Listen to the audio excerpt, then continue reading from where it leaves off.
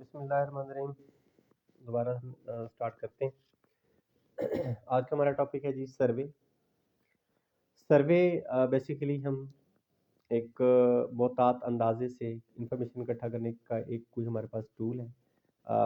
वो इंफॉर्मेशन बयान की सूरत में हो सकती हैं, राय की सूरत में हो सकती हैं, लोगों की फीलिंग्स, एटीट्यूड्स, ठीक है, इन चीज़ों के बारे में हो सकती है और उस डाटा को फिर हम रिसर्च के तौर पे इस्तेमाल करते हैं।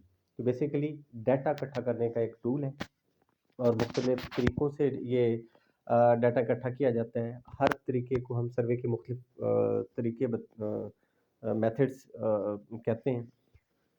तो फर्स्ट हम पढ़ रहे थे जी डिस्क्रिप्टिव सर्वे। डिस्क्रिप्टिव सर्वे हम कहते हैं कि किसी एक वक्त में होने वाले ख़ास इवेंट के बारे में लोगों से जो राय ली जाती है और वो राय बयान की सूरत में होती है। जैसे कि अभी एग्जांपल मैं दे रहा था मैच की, कि पाकिस्तान का अभी एक इवेंट हुआ है, उस इवेंट या फिनोमिना के बारे में, क्रिकेट का फाइनल पाकिस्तान हारा है इंग्लैंड से, और उसके बारे में हर बंदे की अपनी अपनी एक राय होगी। फॉर एग्जांपल जल्दी से एक एक लाइन में पाकिस्तान के मैच हारने के ऊपर आपने तबसरा करना है। ये मेरा क्वेश्चन है कि पाकिस्तान मैच हारा, आपकी क्या राय है, आपकी क्या फीलिंग्स हैं? जल्दी जल्दी एक एक। हाँ, गुड, ओके, गुड गुड। आपका पॉइंट आ गया कि स्कोर कम था। नेक्स्ट, जल्दी जल्दी दें, दो चार बयान देना आप लोग। ये सर्वे हो रहा है, डिस्क्रिप्टिव सर्वे हो रहा है आपसे। पोजीशन क्या मतलब?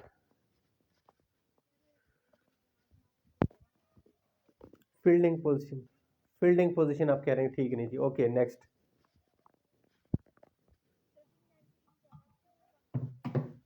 वीक टीम थी, निस्बतन इंग्लैंड की टीम ज्यादा बैलेंस थी। Good, next.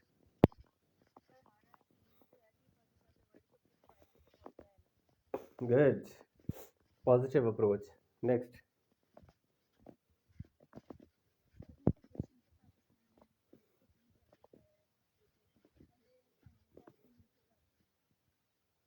सही, ओके, ठीक है जी।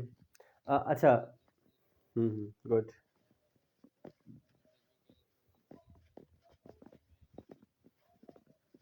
हम्म।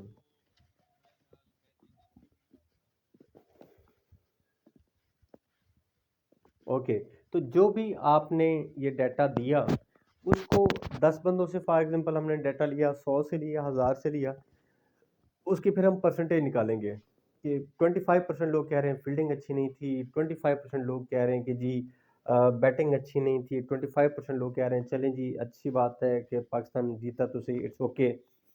कुछ कह रहे हैं कि जी इंग्लैंड की बैटिंग लाइनअप बहुत अच्छी थी। कुछ कह रहे हैं कि ओवरऑल टीम उनकी निस्बतन हमारी टीम से वेल बैलेंस और ज़्यादा बेहतर थी। ठीक है, तो फिर इसके हम ग्राफिकली रिप्रेजेंटेशन करेंगे और जो आपने मालूमात दी हैं वो डाटा है और बयान की सूरत में दिया, तो ये डिस्क्रिप्टिव डाटा है। और मैंने ली है आपसे एक क्वेश्चन रखा आपके सामने, सर्वे लिया, आपकी फीलिंग्स, आपके एटीट्यूड्स, आपके रवैया उस चीज़ इवेंट के बारे में जो इस वक्त हुआ है।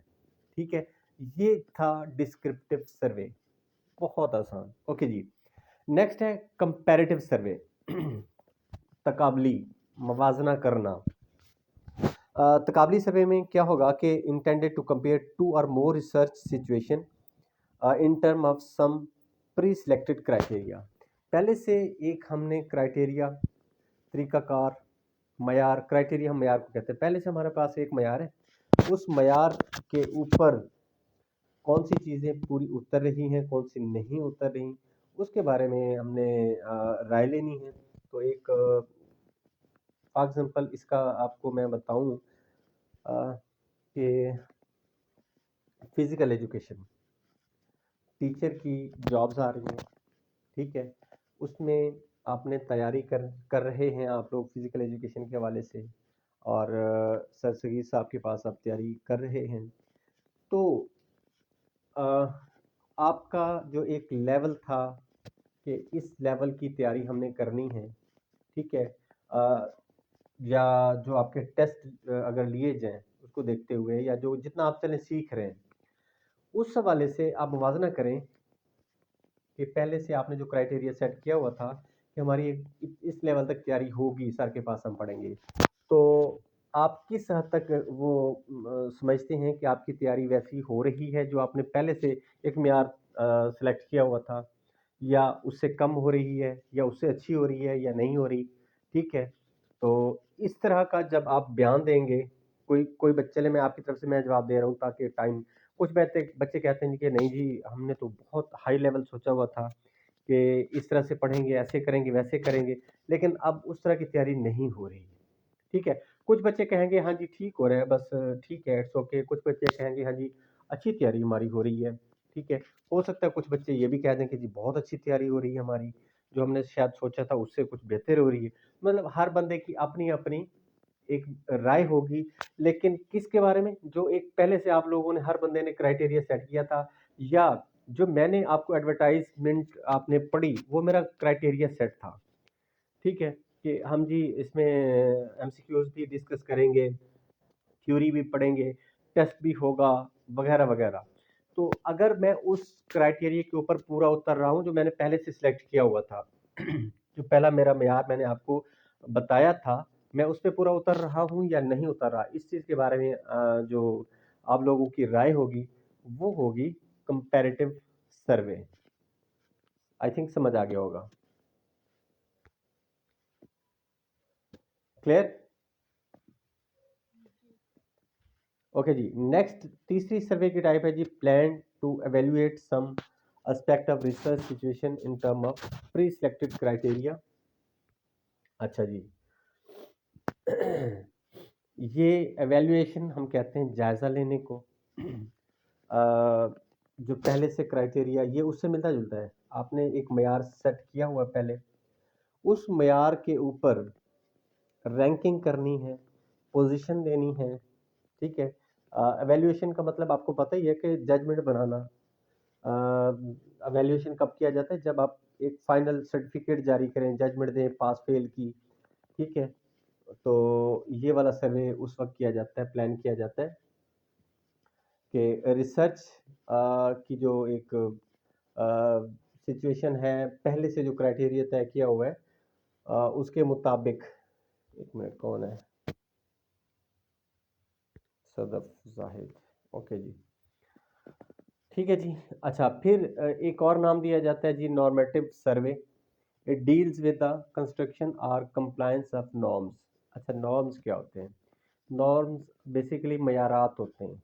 ठीक है, इसमें रिसर्च में एक्चुअली मिलती जुलती टर्म्स होती हैं, इंग्लिश में थोड़ी डिफरेंट होती हैं, लेकिन उर्दू जब हम उसका देखते हैं तो क्राइटेरिया भी हम मयार को कहते हैं और नॉर्म्स भी मयार को कहते हैं। ठीक है ना? तो it deals with the construction और कंप्लायंस ऑफ नॉर्म। कहते हैं कि ये सर्वे किया जाता है कि जो आपने एक नॉर्म सेट किए होते हैं, या नए नॉर्म्स बनाने के लिए, या जो आपने नॉर्म सेट किए होते हैं उसको मुकम्मल करने के लिए एक सर्वे किया जाता है।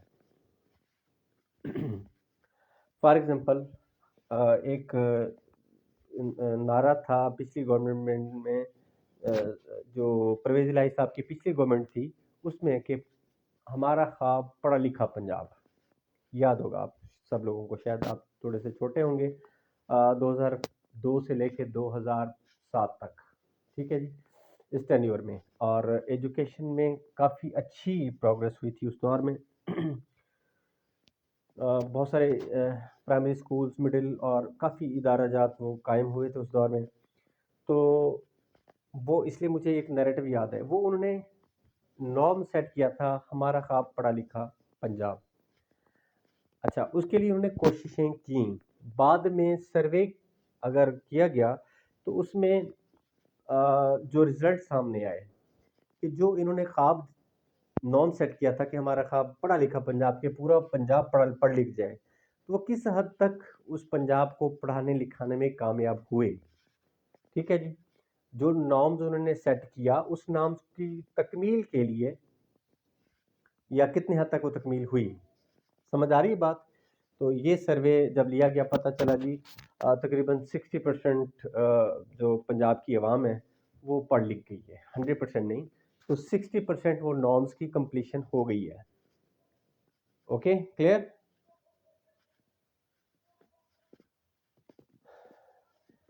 बोल लिया करें बच्चे। ओके जी, अगला सर्वे है जी इंफॉर्मेटिव सर्वे। जस्ट एक मालूमात लेने के लिए आप किसी इलाके में गए, उस इलाके के बारे में लोगों से पूछना शुरू कर दें कि जी ये इलाका कैसा है, यहाँ के लोग कैसे हैं, ठीक है, यहाँ की मशहूर मशहूर चीज़ें क्या हैं, वगैरह वगैरह। तो फॉर एग्जाम्पल आप लोग जिस एरिए से हैं, मिसाल के तौर पे अदील आप मुल्तान से हैं जी, मुल्तान के बारे में मुझे इन्फॉर्मेशन दें जी। मैं ज़रा जानना चाहता हूँ कि मुल्तान की कौन कौन सी चीज़ें मशहूर हैं।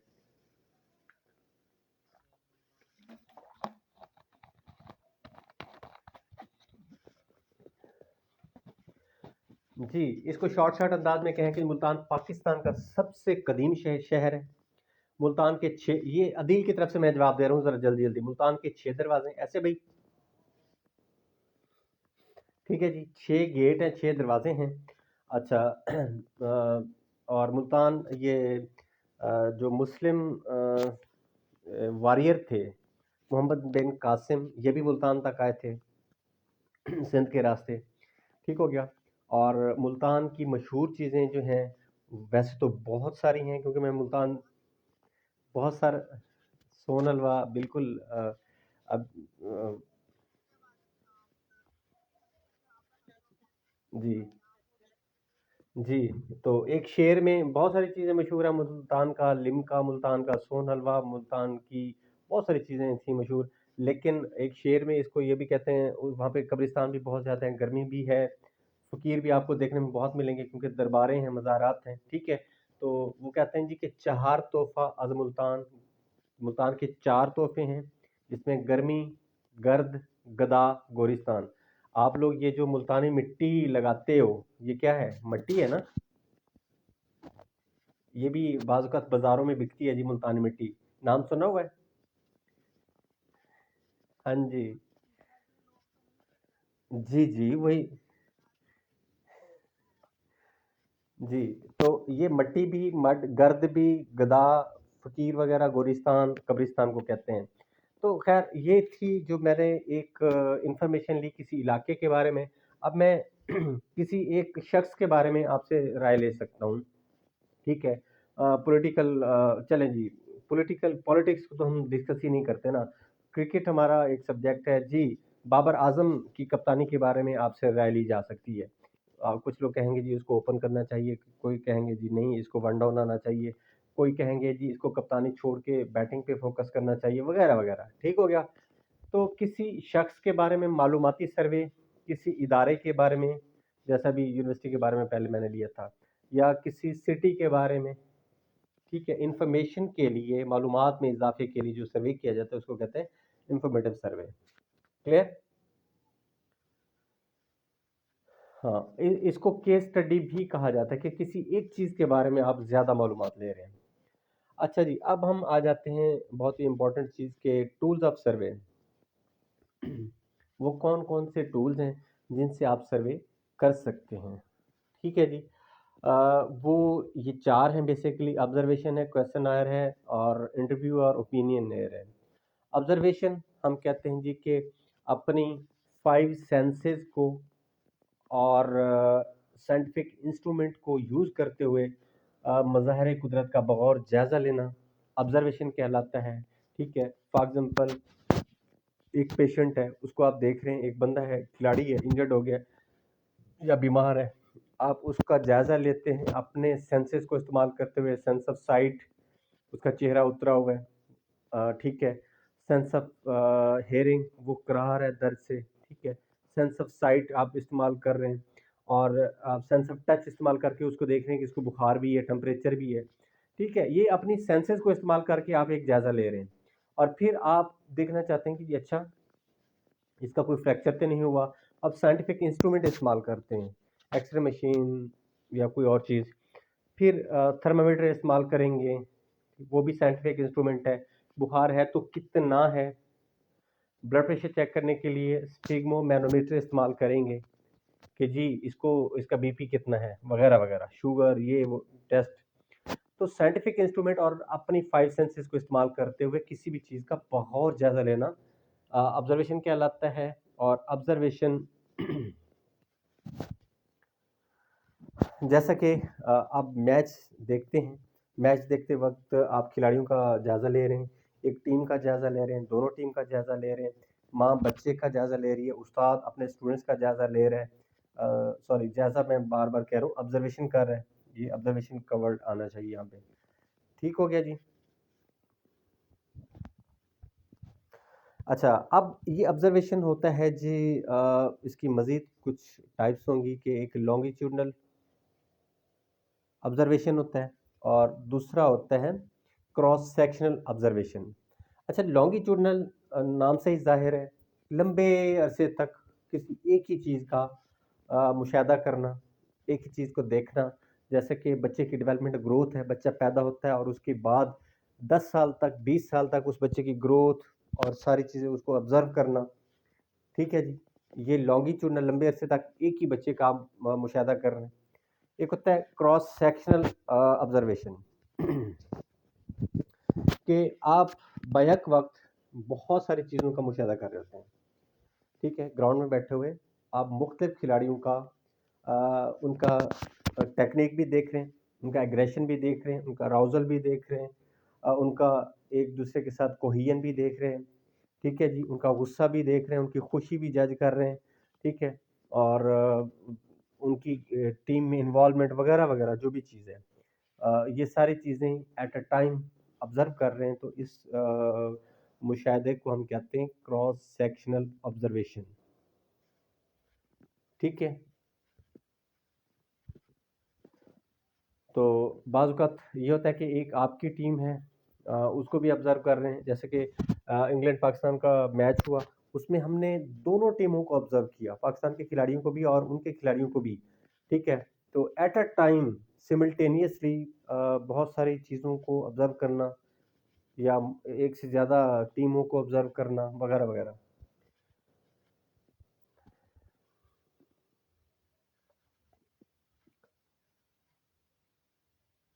अच्छा, अब जो ऑब्ज़र्वेशन आपको आप देख रहे हैं, देखने से जो आपको मालूमात मिल रही हैं, उसमें सिर्फ देख नहीं रहे बल्कि अपनी आपकी सारी हिस्से उसमें इन्वॉल्व हैं। उन चीज़ों का रिकॉर्ड रखेंगे, लिखेंगे। ठीक है, ज़ाहिर है सारी चीज़ें आपके दिमाग में तो नहीं रह सकती ना, तो आप उनको कॉपी पेंसिल पे मैन्युअली लिखते जाएँगे, उनका रिकॉर्ड रखेंगे कि फलाँ खिलाड़ी ने गुस्सा किया, फलाँ खिलाड़ी ने गोल किया, फलाँ खिलाड़ी की खुशी दीदनी थी, फलाँ खिलाड़ी बड़ा ढीला-ढाला, सुस्त था। फॉर एग्ज़ाम्पल एक मैच दिखाया गया था पाकिस्तान का, जिसमें हमारे पाकिस्तान टीम के जो कप्तान थे उस वक़्त सरफराज़ अहमद, जो कि एक अच्छे खिलाड़ी थे और उनकी कप्तानी में हमने चैंपियन ट्रॉफ़ी भी जीती थी 2017 में। उसके बाद से फिर वो अभी वापस नहीं आए अपनी परफ़ॉर्मेंस या किसी भी वजह से। तो वो जमाइयाँ लेते हुए दिखाया गया। एक वो मैच पाकिस्तान हार गया था, उस मैच में मतलब सुस्ती की इंतहा और उसके ऊपर वो देखने वाले और कैमरे की आँख में वो बार-बार वो सीन दिखाया गया जी, वो खिलाड़ी गेम खेल रहे हैं, एक्टिव होना चाहिए था, जबकि वो साहब जो हैं वो जमाइयाँ ले रहे थे। ठीक है ना? तो ये भी चीज़ ऑब्ज़र्वेशन में आती है कि कौन-सा खिलाड़ी कितना एक्टिव रहता है। अच्छा, दूसरा होता है जी कि फ़ोटोग्राफ़ी। आजकल जदीद दौर है, मैनुअली तो ऑब्ज़र्वेशन होती नहीं है। तो जिस तरह से आप लोग भी ज़रा थोड़ा-सा मैनुअली काम करने की बजाय आप कहते हैं कि चलें रिकॉर्डेड हमें मिल जाए, दोबारा इसको सुन लेंगे। तो बजाय इसके कि आप कॉपी पेंसिल लेके बैठें और अपने इस चीज़ के ऊपर नोट्स बनाते जाएँ, करते जाएँ, वो ज़्यादा अच्छा होता है। ख़ैर वो दौर नहीं रह गया, तो एक सहूलत होती है। तो फ़ोटोग्राफ्स में आप बार-बार उसका अपनी मर्ज़ी के मुताबिक वीडियो वग़ैरह बना के रोक-रोक के आप उसको चेक कर सकते हैं। फिर सिनेमैटोग्राफ़ी कि उस जो वीडियो आपने बनाई है ना, या जो तस्वीरें बनाई हैं, उन तस्वीरों को बड़ी स्क्रीन पे सिनेमा में उनको चलाया जाता है, दिखाया जाता है। ठीक है? इसको कहते हैं सिनेमैटोग्राफ़ी। फ़िल्म चलाना जैसे किसी भी इवेंट की। तो अपनी मर्ज़ी के मुताबिक उसको रिवर्स करके, फॉरवर्ड करके, स्लो या उसमें स्लो मोशन में और ज़्यादा स्पीड में देख सकते हैं। Audio visual audio and video recording, वही चीज़ आ गई उसमें। जब वीडियो रिकॉर्डिंग होती है तो उसमें ऑडियो भी आ रही होती है। ठीक है जी। अच्छा, अब ऑब्जर्वेशन के दौरान ये मुख्तलिफ तरीके अपनाएगा ताकि वो अच्छी ऑब्जर्वेशन कर सके, और ऑब्जर्वेशन करते वक्त मुख्तलिफ चीज़ों का वो ख्याल भी रखेगा। कैसे? सिस्टमेटाइजेशन ऑफ ऑब्जर्वेशन, एक प्रॉपर सिस्टमेटिक तरीके से वो ऑब्जर्वेशन करेगा और चेक लिस्ट बनाएगा। वो अपने पास पूरी, जैसे डॉक्यूमेंट्स फाइल में लगाते हैं ना, एक फॉर्म होता है चेक लिस्ट। क्या आपने आईडी कार्ड लगाया? टिक। तस्वीरें लगाई? टिक। मैट्रिक से मास्टर की सारी डिग्रीज लगाई? Yes, okay. Domicile? Okay. Experience certificate? Okay. ये होता है ना चेक लिस्ट। तो आप पहले से एक चेक लिस्ट बनाएंगे कि आप कौन कौन सी चीज़ों को ऑब्जर्व करेंगे, और फिर जब वो चीज़ें ऑब्जर्व हो जाएं तो उनको टिक करते जाएंगे। इसे कहते हैं चेक लिस्ट बनाना। शेड्यूल, कब कहाँ कौन से इवेंट की आपने ऑब्जर्वेशन करनी है। रेटिंग स्केल आपने उनको देने हैं। ठीक है जी। फलां खिलाड़ी का जी एक परफॉर्मेंस जो बहुत एक्स्ट्राऑर्डिनरी थी, उसको 5 स्केल। ठीक है जी। वो सरफराज साहब दवाइयाँ ले रहे थे, चलें जी उसको 1 नंबर रेटिंग स्केल दे देते हैं। वैसे सरफराज अच्छे खिलाड़ी थे, कुछ एक उनकी कप्तानी में हमने भाई चैंपियन ट्रॉफी जीती हुई है, तो ऐसी बात नहीं है। लेकिन एक एग्जांपल मैं आपको दे रहा हूँ। अच्छा, उसके बाद फिर स्कोर कार्ड, अपने पास कुछ कार्ड्स रखेंगे, उनके ऊपर उनकी नंबरिंग करते जाएंगे, स्कोर देते जाएंगे। ये था जी ऑब्जर्वेशन। सर्वे की एक किस्म थी, एक सर्वे का टूल था। ठीक है, सर्वे करने का एक आला था जिसे हम कहते हैं। सर्वे का दूसरा टूल है क्वेश्चन आयर, सवालनामा। ठीक है, कि एक रिसर्चर सवालात बनाता है किसी भी चीज़ के बारे में, और लोगों से वो सवालात पूछता है। वो सवालात बेसिकली वो सवालनामा जो है दो तरह का हो सकता है। एक होता है स्ट्रक्चर्ड और एक होता है नॉन स्ट्रक्चर्ड। स्ट्रक्चर जो क्वेश्चनर होता है एक पूरा बाकायदा तौर पे होता है। उसमें एक मखसूस और ठोस, कंक्रीट, डेफिनेट और डायरेक्ट क्वेश्चन उसमें पूछे जाते हैं। और जो नॉन स्ट्रक्चर एक क्वेश्चन आयर होता है, उसमें कुछ सवाल लिखे जाते हैं और कुछ नहीं लिखे जाते हैं। ठीक है। मतलब जो उसके माइंड में फिर सवालात आते जाएंगे उसको वो करता जाएगा। हिंट्स लिखे होते हैं सिर्फ कि ये क्वेश्चन हमने करने हैं। वो सवाल फिर अल्फाज अपनी मर्जी से वो चुनता है। जबकि स्ट्रक्चर्ड में प्रॉपर पूरा का पूरा क्वेश्चन जो उसने पढ़ना होता है। आजकल जितने भी आप शोज देखते हैं तो जो मेज़बान होता है ना, उसके हाथ में कुछ उसने कार्ड्स पकड़े होते हैं। उन कार्ड्स के ऊपर सवालात लिखे होते हैं और वन बाई वन वो सवालात पूछता जाता है। ठीक है, तो ये स्ट्रक्चर्ड होते हैं क्वेश्चन आयर की एक टाइप्स। अच्छा, फिर क्वेश्चन आयर की दूसरी टाइप है कि वो या तो क्लोज उसकी फॉर्म हो सकती है या ओपन एंडेड क्वेश्चन आयर हो सकता है। क्लोज फॉर्म में एक रिस्ट्रिक्ट कर दिया जाता है, आपको बाउंड कर दिया जाता है कि जो लिमिटेड आंसर उसने दिए हुए हैं, एक दायरा है, उसी में रहते हुए आपने जवाब देने, जैसे कि हाँ या ना। जैसे कि इस गवर्नमेंट से आप सेटिस्फाइड हैं, हाँ या ना। आप अपनी कोई मर्जी की स्टेटमेंट नहीं दे सकते, या हाँ करेंगे या ना करेंगे। अच्छा, उसके बाद फिर फिल इन द ब्लैंक्स हो गए, यस नो हो गए, और फिल इन द ब्लैंक्स में भी नीचे उसने ऑप्शन दिए होते हैं। और फिर एमसीक्यूज हो गए, ऑब्जेक्टिव टाइप जितने भी क्वेश्चंस होते हैं ना, गलत और सही हो गया, तो ये सारे क्या होते हैं, क्लोज एंडेड या क्लोज फॉर्म ऑफ क्वेश्चन आयर होती है। इस तरह के सवाल पूछना, ये ज़रा अच्छे लेवल के सवाल होते हैं। इनके रिजल्ट को कंपाइल करना, ये सवालनामा कम टाइम में हो जाता है, जवाब देने वालों के लिए बड़ी आसानी होती है, अच्छे और क्लियर जवाबात उसको मिल जाते हैं, रिजल्ट बड़े बेहतरीन होते हैं। जबकि दूसरी तरह के जो ओपन एंडेड क्वेश्चन आयर होते हैं, उसमें सिर्फ वो टीचर को बनाना आसान होते हैं, स्टूडेंट को उसको जवाब देना, या रिसर्चर के लिए सिर्फ एक सवाल पूछ लेना आसान होता है। उसको मार्क करना मुश्किल होता है, जवाब देने वाले के लिए मुश्किल होता है कि वो आ, उसने लिखना खुद से लिखना होता है, अपनी मर्जी उसमें शामिल करनी होती है। तो फिर उसके नतायज जब आते हैं, ठीक है, ऐसे टाइप क्वेश्चन जब आप पूछते हैं उसमें बड़े बड़े जवाबात आपको मिलते हैं, उनके रिजल्ट्स को कंपाइल करना बहुत मुश्किल होता है, उसमें उससे नतीजे निकालना या जो भी है। बहरहाल ये भी एक क्वेश्चन की एक किस्म है, चेक करना भी मुश्किल है, इसमें बायसनेस भी होती है। और हम हमारे जो पुराने दौर के हम लोग हैं, हमें इसी तरह के रगड़े लगे हुए हैं भाई। मैं बच्चों को देख के अब हैरान होता हूँ कि वो मेरी बेटी भी जो पढ़ रही होती है 10th में अब है, तो वो उसमें आप हैरान होंगे कि वो, आप लोगों ने भी देखा होगा, दो दो नंबर के एक एक दो दो लाइनों के क्वेश्चन है, और लॉन्ग क्वेश्चन ज़्यादा से ज़्यादा 4 से 5 नंबर का लंबा सवाल है, और एक पैराग्राफ भी नहीं होता, चंद शीटों में चंद पेजेस पे पूरा 100 नंबर का पेपर सॉल्व हो जाता है। जबकि हमारे दौर में 16 पेजेस की एक शीट होती थी, उसके बाद 4 4 पेजेस की और शीट होती थी, वो लिख लिख के, और 5 5 4 4 बड़े बड़े पेजेस का एक लंबा सवाल होता था 20 नंबर का। ठीक है जी, और इतना कुछ लिखने के बाद नंबर आते थे 20 में से 12, अच्छा लिखा हो तो 13 14, हद 15 बस।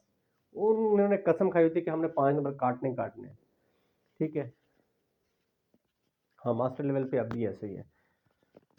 तो खैर वो भी प्राइवेट ऐसा है। अब जब आप देखें कि बीएस वगैरह आ गए हैं, तो वो 20 20 30 30 नंबर का जी सेमेस्टर का जी ये टेस्ट है, बहुत इजी है, और उसमें 4x4 आ रहे हैं, चौके लग रहे हैं लोगों के। और वैसे देखा जाए, अब देखें कि कंप्यूटर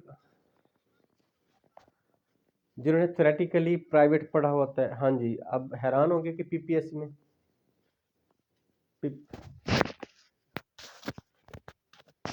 हाँ, बीएस में तो देखें आप वक्ती तौर पे आपने चीज़ें थोड़ी थोड़ी शॉर्ट पढ़नी है, और गेस भी आपको मिल जाते हैं टीचर से, बड़ा आसान हो जाता है। खैर,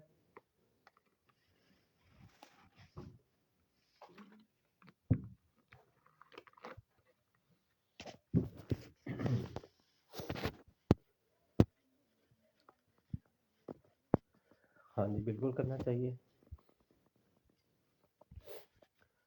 ओके जी, ये तो था क्वेश्चन एयर की टाइप्स। अच्छा, अब आगे आ रही हैं अच्छे सवालनामे की कुछ खसूसियात। सवालनामा कैसा होना चाहिए? मेरा ख्याल है कि ये बड़ी आसान आसान सी बातें हैं, ये एमसीक्यूज इससे नहीं आएंगे, लेकिन आप इसको एक नज़र पढ़ लीजिएगा। ठीक ठीक हो गया जी। उसके बाद फिर आप आ जाएं, ये तो यहाँ तक ख़त्म हो गया। ओके, 1 मिनट, फिर मैं नेक्स्ट चैप्टर आपको वो सेंड करता हूँ, उसको डिस्कस करते हैं।